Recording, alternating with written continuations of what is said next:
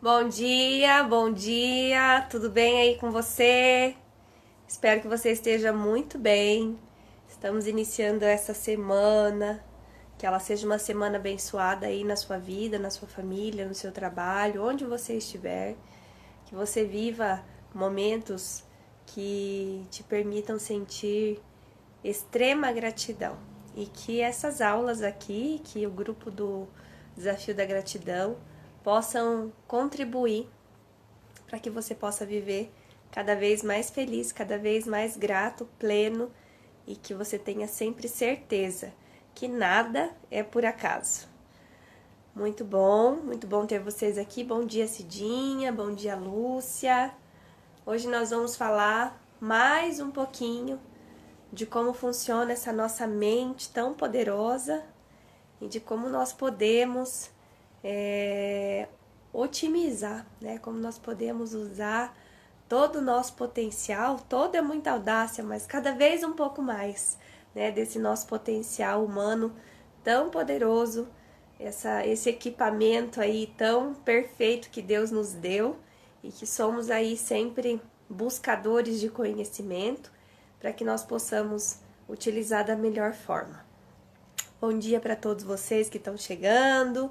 Regiane, Lúcia, Saraiva, Carlos Henrique, a Ruth, Eroni, Cidinha. Bom dia para todos vocês. Sejam bem-vindos. E hoje eu separei aqui um conteúdo para falar com vocês. Não sei se vocês já ouviram falar de um cara chamado Timothy Gallwey. Timothy Gallwey, acho que é esse mesmo que se diz o sobrenome dele. Ele é um treinador, né, foi um treinador de golfe e ele percebeu algo muito importante. Analisando os jogos de golfe, ele dizia que aconteciam duas partidas paralelas, né? O jogo em si contra o adversário ali no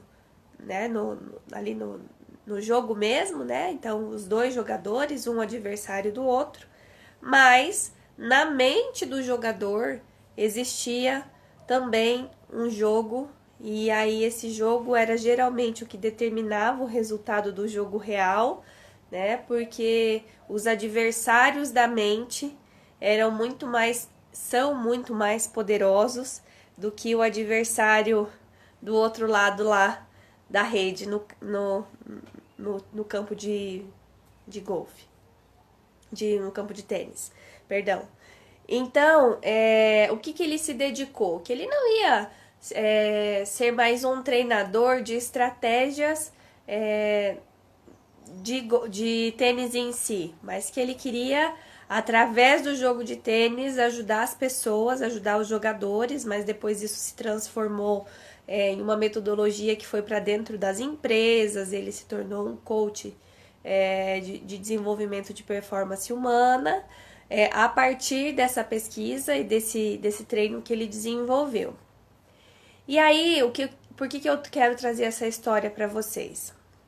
A gente já caminhou aqui, né, vários dias, e nós, nesse processo todo desses dias, vários conhecimentos chegaram, né, muitas pessoas têm me mandado mensagem, muita coisa diferente, né, talvez você esteja vendo diferente, mas ainda tem, né, amém, Padre, obrigada por estar aqui, Padre Edivaldo, um querido, meu paizão do coração, muito obrigada, gratidão por estar aqui.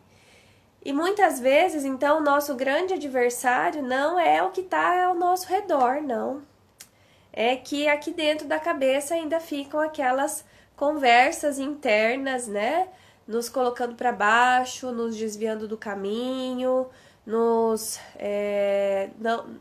não temos entusiasmo, nem inspiração, nem motivação, ou sentimento de incapacidade, de que não é para você, ou que se fosse mais cedo, que se fosse em outro momento, que se o Brasil não tivesse em crise, que se não existisse coronavírus, enfim, né? Uma série de informações que essa nossa cabeça vai processando e que às vezes são os grandes adversários aí que nós temos, porque aquilo que está fora tem um impacto muito pequeno sobre nós, muito pequeno, se a gente estiver bem de dentro para fora. E isso é para qualquer área da nossa vida. A mesma coisa aí que está acontecendo, por exemplo, com quem, né, acaba contraindo o vírus, né? O que é um fator pré-determinante para que essa pessoa possa se recuperar rapidamente? O estado que ela se encontra, o estado imunológico, a saúde que ela já tem quando ela entrou em contato com esse micro-organismo. E aí ela dá conta, tem muita gente que teve e nem sabe que teve, né? Porque resolveu tão naturalmente que nem teve sintomas praticamente. Então é sempre como nós estamos, como o nosso eu interior está, que determina qual vai ser o resultado dessa partida, né, comparando com o tênis.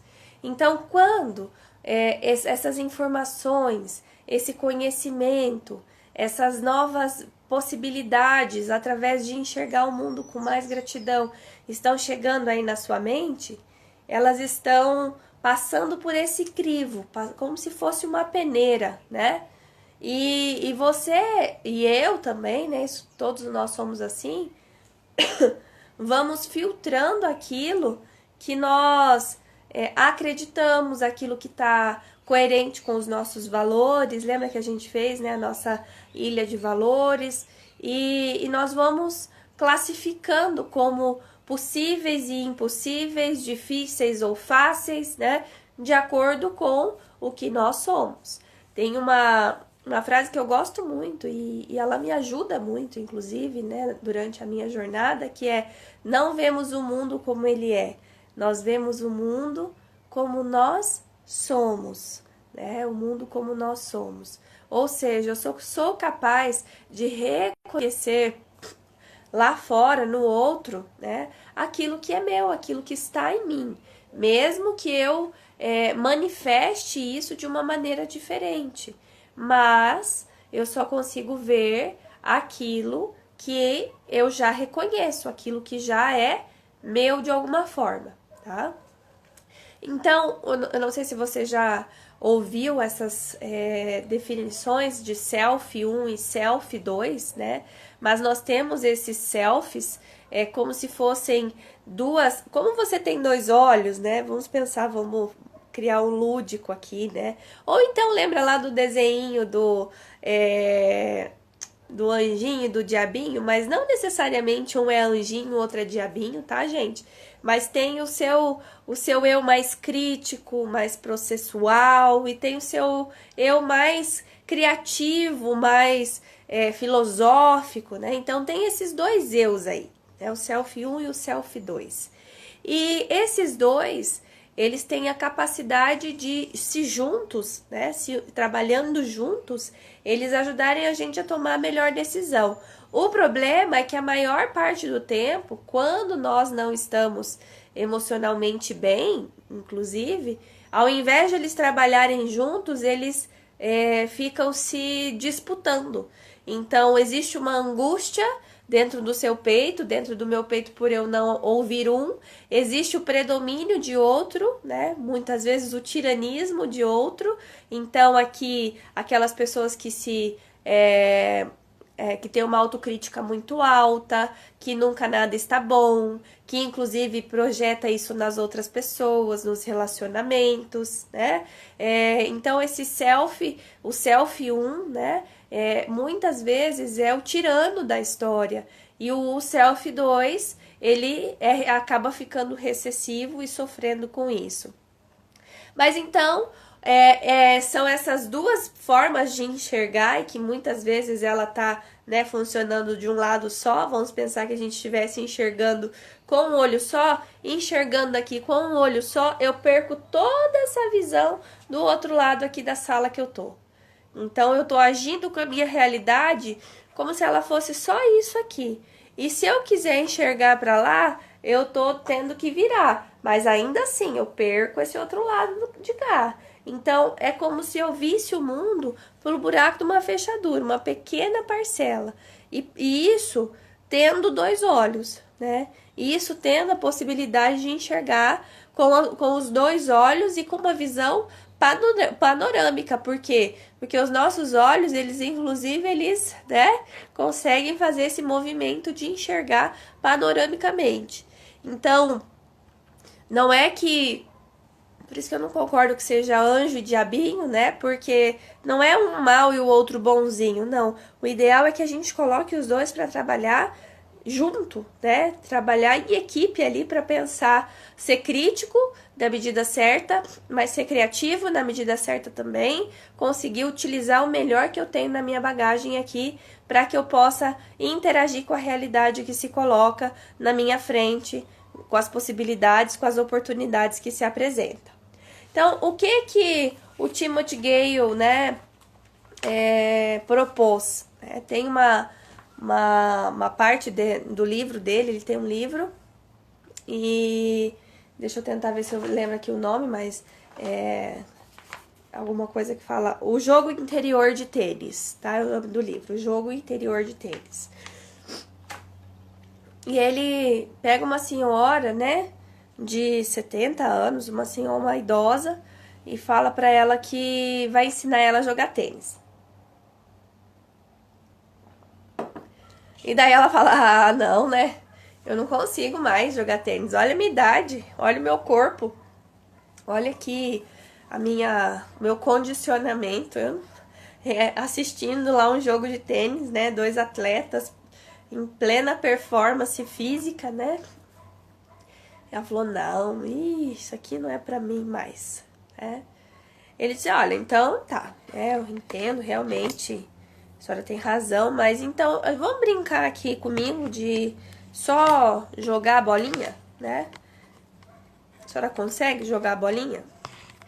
Aí ele passou uma semana com ela jogando a bolinha. Jogava a bolinha pra ela jogava de volta pra ele. Jogava a bolinha pra ela, jogava de volta pra ele. Depois de uma semana, ele falou assim, vamos colocar uma raquete, né? Não é jogo, mas é só, ao invés de jogar com a mão, a gente usa a raquete, né? Ela falou, bom, tudo bem, né? Vamos tentar. Já estava mais sensibilizada, porque ela já estava, pelo menos, jogando a bolinha. Então, começou a utilizar a raquete. Depois, ele disse, olha, vamos nos distanciando a um passo para trás. Então, eles distanciavam um passo para trás e jogavam a bolinha, né, com a raquete. Aí, quando estava super bem nessa distância, um passinho para trás. E assim eles foram ganhando a distância correspondente à distância daquela quadra de tênis. Até que então ele disse assim, agora a gente vai, né, puxar a rede aqui. E vamos continuar jogando a bolinha. E aí eles estavam jogando tênis, enfim, daí tem as outras regras, mas a essência daquilo, do jogo, né, já estava acontecendo. E ela foi criando um condicionamento. Claro que o corpo correspondeu, mas o principal bloqueio, então, lá antes, né, não era o bloqueio físico, era o bloqueio mental, de pensar que não dava mais, né? Então, o que ele quis provar com isso? Que quantas coisas eu e você somos capazes de fazer, nós conseguimos, nós temos capacidade, nós temos os recursos, nós temos conhecimento, nós temos, né, o que for necessário para fazer, mas é simplesmente um bloqueio, né, daquilo que a gente acredita, daquilo que o nosso self informa a nós, que corta ali aquela possibilidade e a gente não executa. Então, o seu self, né, os seus self 1 e self 2, eles precisam trabalhar para você. Eles são seus funcionários. A sua mente trabalha para você.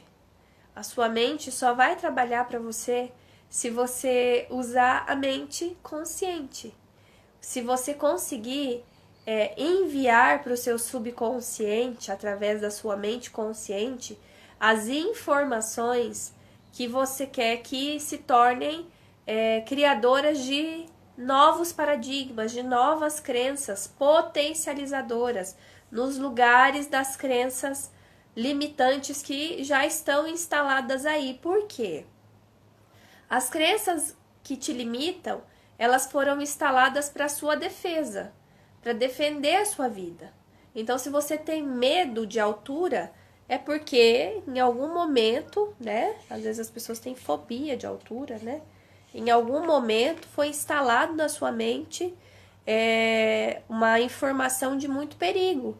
Porque você viu alguém sofrendo um acidente, porque você mesmo sofreu um acidente de queda de própria altura, porque você assistiu alguma coisa, enfim.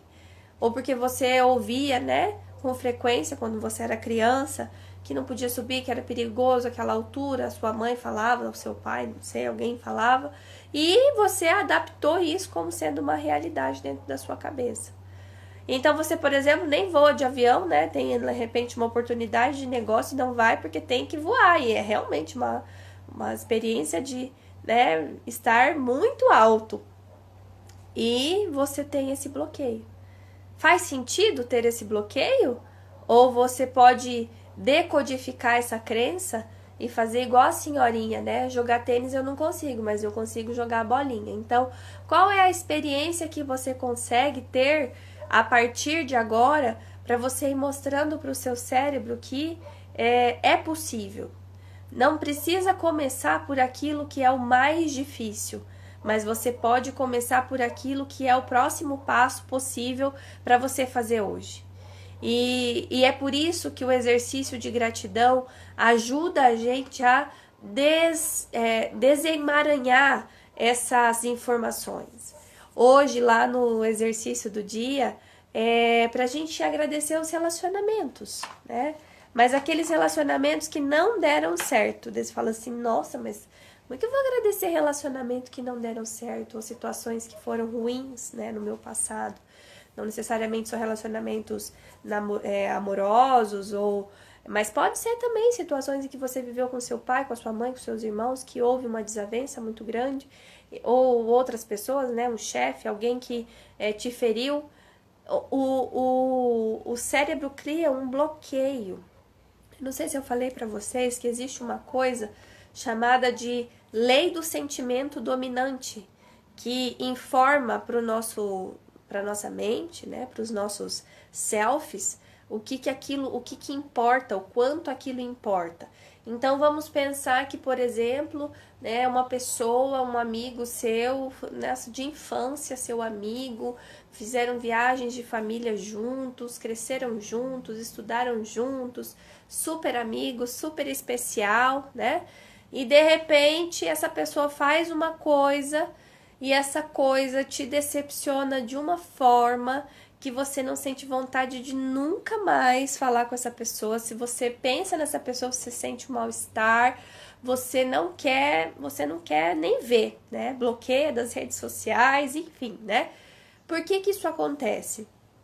Porque é como se fosse um quadro bonito, né? Vou pegar aqui um quadro que eu pintei, olha só, né? Pintei esse quadro aqui lá em 2000, não tem aqui, mas era 2010, mais ou menos, eu acho. Não, nem 2010, 2005, acho. Aí tem essa tela aqui, né? Tem essa tela, esse barco aqui. Aí eu vou ali, pego uma tinta preta e jogo aqui em cima. Passo aqui tinta preta, tinta preta, tinta preta, tinta preta. O que vai acontecer? Vou olhar para o quadro e não vou ver mais o barco. Eu vou ver só a tinta preta. Isso é a lei do sentimento dominante. E aí essa tinta preta vai ficar ali bloqueando tudo que tem de bonito atrás dessa tela. Não consigo ver. E aí o contrário também pode acontecer, né? De ser uma pessoa que de repente machucou, né? Que fez coisas ruins, que te decepcionou mas em algum momento muito importante da sua vida, essa pessoa foi a pessoa que te estendeu a mão, foi a pessoa que te ajudou, foi a pessoa que estava ali, né, do teu lado. Eu vi muito isso no hospital, inclusive, né, diante do momento de sofrimento, de morte, de medo, né? As pessoas reconsideram, esquecem aquilo que foi para trás, falam, não, esquece aquilo, a gente não estava bem naquele momento, enfim, né? Passa uma borracha naquilo. E aí é como se fosse uma tela preta, né? Uma tela preta. E aí a gente vai lá e faz uma nova pintura por cima. Então, quando já estava ruim, a lei do sentimento dominante, quando algo acontece, faz com que vá colorir aquilo que era ruim. E aí esse sentimento passa a ser dominante. Quando era bom e algo ruim acontece, vem com a tinta preta. Mas o colorido ainda tá aqui, né? Mesmo que tivesse uma tinta preta aqui. Então eu consigo ir, né?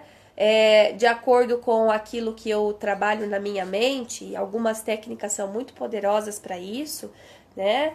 E é incrível você ver o efeito que faz, é como se fosse um removedor, então você vai removendo aquela tinta preta e você começa a enxergar de novo o desenho que está aqui de baixo. Por quê? Porque por mecanismo de proteção, o seu cérebro bloqueia. Ele não quer que você sofra mais. Ele não quer que você tenha acesso de novo àquilo que te gerou dor, te gerou sofrimento. Então, ele vai criar um bloqueio, né? Tem pessoas, por exemplo, que tem isso com relacionamentos, né? Sofreu num relacionamento, sofreu em 1, 2, 3, de repente a pessoa fala, não, eu quero viver sozinha daqui pra frente, porque eu, né, não quero mais, eu criei um bloqueio. E se tiver o relacionamento, o que vai ser? O cérebro vai informar o quê? Cuidado, não se entrega, se protege, porque você já sabe o que pode acontecer. Aí o seu self fica trabalhando lá na sua cabeça. E lembra que a gente já viu, são os pensamentos que eu crio, que cocriam a minha realidade. Se você está trabalhando com um comando de proteção, vibrando no medo, o que vai acontecer? O que você tiver mais medo é a semente que você está plantando todo dia, né? É o que vai brotar ali. Então, o que é a proposta de hoje? Quando você tem alguma coisa aí, não sei o que é, o que fez sentido para você aí, das suas limitações, dos seus paradigmas, porque tem gente que fala assim, Érica, parece que eu não consigo sentir gratidão. Eu vejo você falar, para mim faz todo sentido e parece que o problema tá comigo, né? Não é que o problema tá com você. Tem esse bloqueio. Tem essa lei do sentimento dominante com essa tela preta aí, impedindo você de observar, de conseguir experimentar. É como se você tivesse, sabe, aquele negócio de que assa carne, assim, que é de vidro, né? Daí os cachorrinhos ficam lá, assim, olhando, salivando, mas ele não consegue ir lá e pegar, né? Às vezes a gente tá assim na nossa vida, olhando a vida dos nossos sonhos, a gente tá enxergando tudo, mas tem um vidro, um bloqueio que eu não consigo atravessar e ir lá, né? E aí às vezes tá claro para você que bloqueio que é esse, mas às vezes não está claro que bloqueio que é esse. Então, ontem, por exemplo, né, eu atendi uma pessoa e ela me falou uma coisa totalmente aleatória, assim, no começo da sessão. E aquilo ficou lá para trás, no começo da sessão. Daí, até o final da sessão, aí ela trouxe o que era o objetivo dela. E aí eu falei assim, olha, eu acho que isso tá ligado com aquilo que você falou lá no começo. Ela não tinha percebido isso. E aí ontem, aí ela chegou em casa e ela falou assim, eu vim embora pensando e realmente eu nunca nem falei isso pra ninguém, mas isso é uma coisa que me incomoda muito. E eu nunca pensei que pudesse ter a ver com as minhas frustrações, com os meus problemas em tal área. Então, às vezes é uma coisa que tá te protegendo tanto que o teu cérebro não deixa nem você ter acesso. É como se fosse uma ferida. Bom dia, Gil.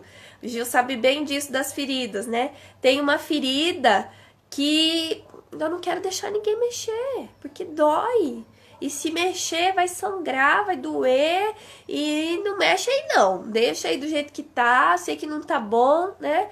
mas é o nosso bloqueio, é o nosso paradigma. E aquela ferida, às vezes, lá do dedinho do pé, né? Quem é diabético sabe disso.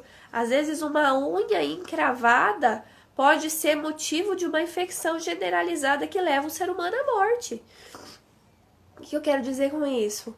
Um pequeno problema não resolvido, ele vai ganhando cadência, ele vai aumentando de proporção e pode comprometer a sua existência inteira por um bloqueio, por você não querer deixar mexer no dedo, por você achar que não merece cuidado, né? E onde que tá o bloqueio? Não tá no dedo, tá na mente, tá na cabeça. Então, o autoconhecimento, essa autopercepção de você olhar para o seu self 1, para o seu self 2 e fazer as pazes com ele, falar assim: meus amiguinhos, eu preciso que vocês trabalhem juntos, né? Parem de degladiar um contra o outro. As pessoas falam assim: eu acho que tem dois eu, né? Porque quando eu tô na empresa eu sou uma pessoa, e quando eu tô em casa eu sou outra pessoa, quando eu tô com meus amigos eu sou outra pessoa. Pois é isso mesmo que acontece quando você opera totalmente no self 1 num lugar, totalmente no self 2 no outro lugar. E isso é o maior sinal clássico de que você não está sendo você completo, você está sendo partes. Sabe, máscara, né? Agora tá na moda, não é nem moda, né? Mas é a necessidade de usar máscara. Então, cada dia você tá com uma máscara diferente e as pessoas não te reconhecem. Por quê? Porque você age muito diferente. Fala, meu Deus, mas não parece a mesma pessoa, né? Ou então as pessoas falam assim, nossa, essa pessoa quando bebe se transforma em outro ser. Por que que acontece isso? Porque é como se você tivesse com um eu seu preso, tá amarrado, tá, sabe, encarcerado. O que que acontece com a bebida? Aqui na frente, tá? Tem um departamento, né, que organiza aí os seus comportamentos. É como se a bebida fosse lá e cortasse, né, o fio desse botão. E aí sai. Tudo aquilo que estava estagnado dentro de você acaba saindo. Só que às vezes é tão trágico o que sai que o teu cérebro bloqueia também para que você não tenha acesso à memória disso, né? Porque quando você recobra a sua consciência, né, quando passa o efeito do entorpecente, né, ou do álcool, enfim, esse botão tá ligado de novo. E daí você não vai lembrar mesmo. Tem gente que lembra, faz de conta que não lembra para não passar vergonha, mas tem gente que de fato não lembra. Não lembra mesmo de jeito nenhum, né? E porque não armazena essas informações. Então, o que eu tô querendo dizer para você? Chega, né? Chega de não ser você por completo. Chega de você ter faces. Chega de ter essa confusão mental, que isso dá um estresse, dá um gasto energético, uma estafa, um esgotamento, de ter aí dentro da sua cabeça faz isso, não faz isso, faz aquilo, não faz aquilo. Peraí, por quê? E aí você acaba derramando nos outros isso. A culpa acaba sendo projetada para fora e não é. É aqui dentro que você tem que estar bem. E aí você vai ficar bem pro lado de fora também.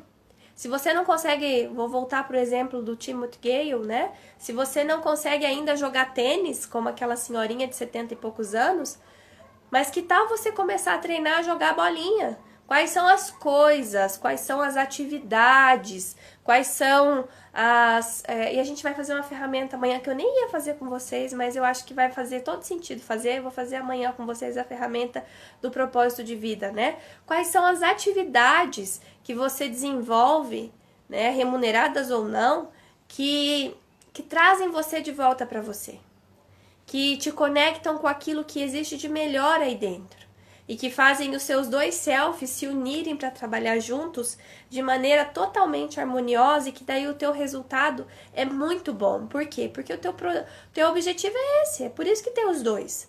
Não é porque um é reserva e o outro é o oficial. Não, os dois entram em campo para trabalhar junto para o teu resultado acontecer. É só assim que você vai conseguir resultado naquilo que você faz. Você não pode viver pela metade. E se você estiver operando por um ou por outro, você está vivendo pela metade. E você vai estar o tempo inteiro carregando uma coisa chamada culpa, porque eu devia ter feito isso, porque eu não devia ter feito aquilo, porque eu me sinto muito burra, por que eu não pensei direito, por que... Sabe essa coisa arada que vai passando na cabeça? Por quê? Porque você não está conseguindo ser você por inteiro. Então, mas não é por culpa sua. É porque existem paradigmas, existem crenças instaladas que não permitem você utilizar o seu melhor potencial. Você aprendeu caminhos e geralmente repetitivos, né? E que você só conhece aquela forma, né? Tem uma historinha bem antiga, né? Que fala, não sei nem que hora que é agora, vou me empolgando com as minhas histórias aqui, de uma senhora, não, de uma família que assava o peixe sempre sem o rabo, né? Não sei se você já me ouviu contando essa história, eu sempre comento sobre ela. E estavam na casa naquele dia a neta, a avó, a neta, a mãe e a avó, né? 3 gerações. Não, e a bisa também, 4 gerações. Então, a neta, né, a mãe da neta, a avó e a bisavó. E quem estava fazendo o peixe era a mãe. E aí a mãe foi lá, cortou o peixe, o rabo do peixe, botou o peixe na assadeira e estava indo colocar para assar. E ela falou: mãe, por que você corta o rabo do peixe para assar? Ela falou: não sei, ninguém come o rabo, eu aprendi assim. Ela falou: mas fica mais bonito com o rabo, enfim, né? Mas eu aprendi assim com a minha mãe, mas a mãe tava lá, que é a avó. Vó, por que corta o rabo? Não sei, que pergunta é essa, né? Ninguém come rabo, rabo é seco, né? Então, a gente tira fora. A bisa tava lá. Eu aprendi com a minha mãe. Então, a netinha curiosa, né? Ô, bisa, por que corta o rabo do peixe pra assar? Ela falou: pode cortar como pode não cortar, mas é que a bisa, quando a bisa fazia, né? Quando era a bisa que fazia lá em casa, a forma que eu tinha era pequena. Então, eu tirava o rabo, porque era a parte que ninguém ia comer mesmo, para o peixe caber, né? Dentro da forma, que o biso sempre trazia uns peixes grandes. E aí era a única forma que eu tinha de fazer caber na forma, era cortando o rabo fora. E aí, então, essa história é uma história da nossa vida, né? Quantas coisas eu e você temos repetido apenas porque nós aprendemos assim, mas que hoje, né, não faz mais sentido nenhum continuar repetindo, porque a nossa forma cabe outro peixe de outro tamanho, o peixe às vezes nem é tão grande, então caberia com rabo e tudo. Ou seja, eu não questiono a realidade que eu vivo, eu fico agindo no automático, querendo resultados diferentes, às vezes canalizando a minha energia para aquilo que não está dando certo e perdendo a oportunidade, né, de evoluir com aquilo que se apresenta. Então, é perda de tempo. É perda de tempo ficar julgando o outro, julgando a mim mesmo. O nosso foco é o aprendizado. É como outro dia, como falei para o meu sogro, eu falei: olha, a impressão que eu tenho é que a vida é uma escola. Como era a escola que a gente, né, que eu ia quando eu era criança. Tem gente de todo jeito lá, né? E a gente tá lá na escola para aprender. Para aprender, sim, as lições que o prof tá lá ensinando, né? Mas também para aprender uma série de outras coisas que não estão nos livros. Aprender convivência, aprender amizade, aprender valores, respeito, companheirismo, né? Enfim, tantas outras coisas que a gente aprende quando a gente começa a ter esses vínculos sociais. Se eu focar no aprendizado, eu vou aprender tanta coisa além do que está previsto aprender, que aquela experiência se torna extremamente rica, enriquecedora, empoderadora, né? Agora, se eu focar na dificuldade, eu vou sofrer primeiro, né? Porque vai ser difícil fazer todos os dias aquilo que eu tenho dificuldade. Eu lembro que eu morava no sítio e chovia, e a estrada era ruim naquela época, e eu tinha muita vergonha. Tô contando aqui pra vocês agora, né? Eu ia de tênis e o tênis juntava barro embaixo, mas durante o período da aula, então o barro secava e se soltava embaixo da carteira. Hoje eu sei que é bullying o nome disso, né? Mas na época a gente nem sabia que era. Acabava ficando com vergonha, né? De ter aquele barro ali. Então o que eu fazia? Colocava uma sacolinha no pé, né? Sacolinha de mercado. E quando chegava lá, a Kelly Fernanda lembra. Ah, a Kelly Fernanda estava comigo! Que linda, que bom que você tá aqui. Chegava na cidade, né, na rua asfaltada, tirava a sacolinha, então daí não tinha o problema de estar com o calçado cheio de barro. Então, se eu focasse no problema, né, na dificuldade, talvez fosse muito mais traumático.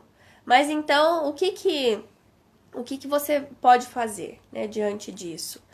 Focar naquilo que se apresenta como chance de aprendizado para os relacionamentos, para a dificuldade, para a crise, para o problema do coronavírus, né?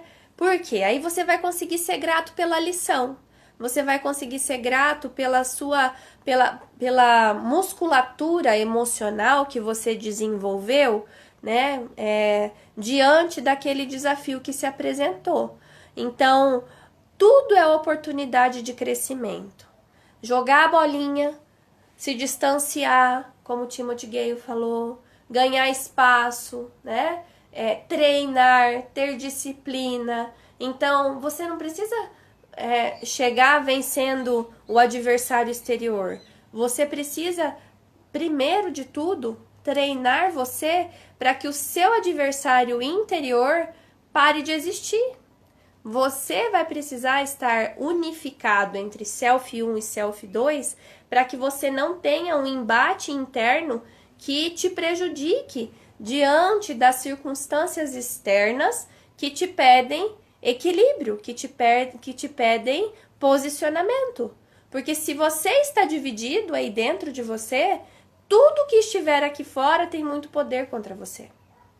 Então, desenvolver essa visão, tá? De que você aí dentro é um só, é uno, né? É individual, é indivisível. E que olhar para o mundo, para as circunstâncias, com essa visão de aprendizado, é que vai fazer com que você consiga, inclusive, ser muito grato pelo que se apresenta, por pior que pareça. Porque quanto maior o desafio, maior o aprendizado. E quanto maior o aprendizado, né, maior a gratidão por você ter se desenvolvido diante daquela situação. Fez sentido para você? Se você entendeu o recado de hoje, se você gostou aqui dessa aula, depois deixa o seu joinha ou manda aqui para mim.